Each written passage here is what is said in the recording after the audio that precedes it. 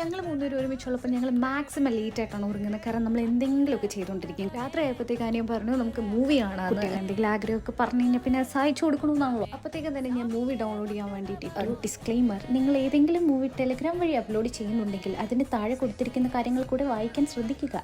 അല്ലെങ്കിൽ എന്നെ പോലെ 1.5 GB കുത്തിയിരുന്ന് ഡൗൺലോഡ് ചെയ്തതിന് ശേഷം തെലുങ്ക് ചെപ്പണ്ടി എന്നൊക്കെ കേൾക്കേണ്ടി വരും. അങ്ങനെ ഡൗൺലോഡ് ചെയ്ത സിനിമ നൈസായിട്ടൊന്ന് പാളിപ്പോയി എന്ന് മനസ്സിലാക്കി ഞാൻ സ്തംഭിച്ച് നിൽക്കാതെ ഉടനെ തന്നെ അതിന് മലയാളം കുത്തിയിരുന്ന് ഡൗൺലോഡ് ചെയ്തു. മലയാളമാണെന്ന് അതിൽ എഴുതി വെച്ചിരുന്നിട്ടും ഞാൻ അതിനെടുത്ത് ChatGPT ഇട്ട് നോക്കി ഡബിൾ ചെക്ക് ചെയ്തു.